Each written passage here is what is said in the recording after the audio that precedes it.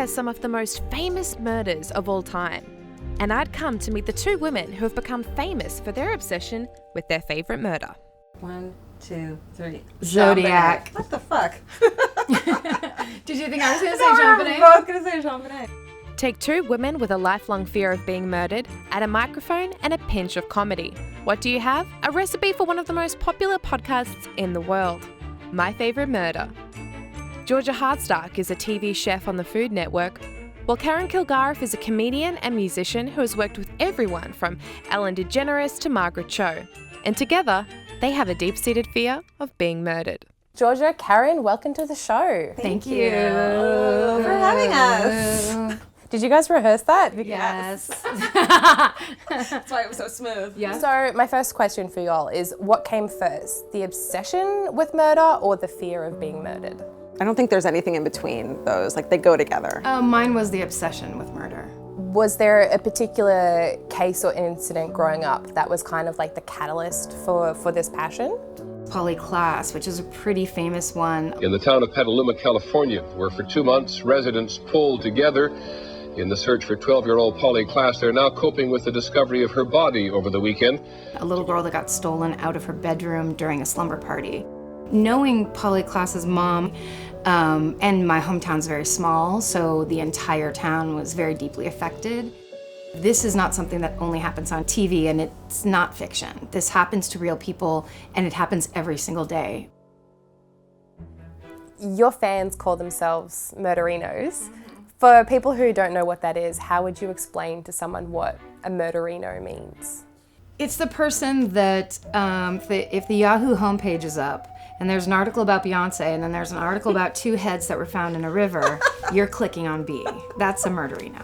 I think it also is a thing for women. It's not a feminine thing to like murder. It's not, it's not girly, it's not pretty, which, I don't know whether or not that's true. Who cares? Yeah.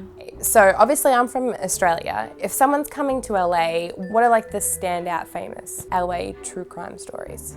There's a Los Feliz murder mansion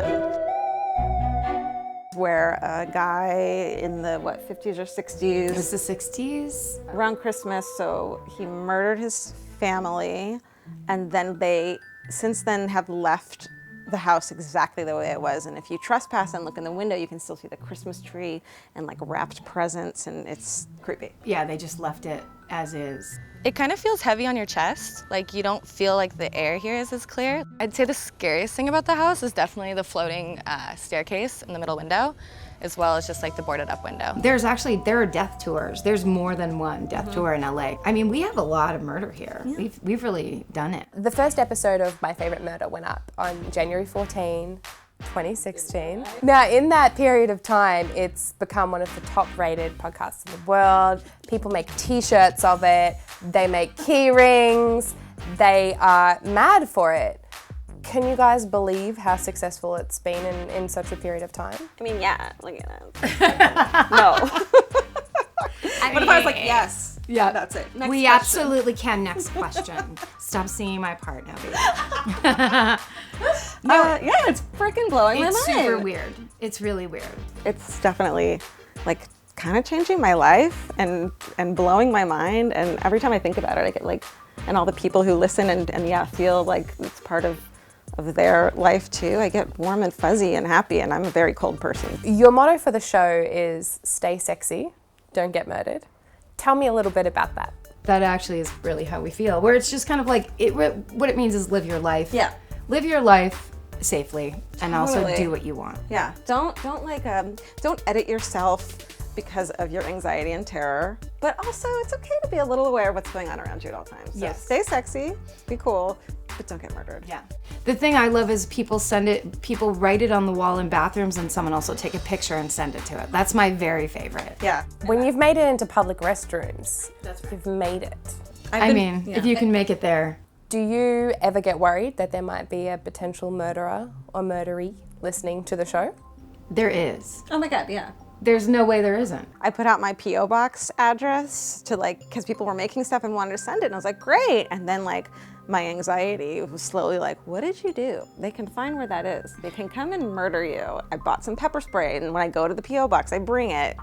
And then I was just like, you're being insane, chill. Yeah. I'm still not giving out the fucking P.O. Box number though. Humor is a big part of the podcast. Why do you think it's important to have those shades of light amongst all, I guess, the darkness? I think that's just how we live our lives. Yeah, we don't have a choice. Yeah. I mean, that's just how we are. Yeah. I think there's been a couple people who like contact us to say we think it's disrespectful that you would do a comedy podcast about murder. To me, I feel like those people have not listened to it because the comedy is more about the relationship that we're having by doing a podcast. The murders, of course, are never funny. I mean, and also that's life. Like, life is as horrifyingly frightening as it is hilarious. What is it about murder that fascinates the both of you? I am amazed that people actually commit these murders that don't expect to do that in their lives, and these split-second decisions that just change everything. I think mine is the idea of a wolf in sheep's clothing, like those killers that, like a Ted Bundy, that blend into society, and that people up until the day they're arrested go, no, he's so nice and normal, I would never think he would do anything.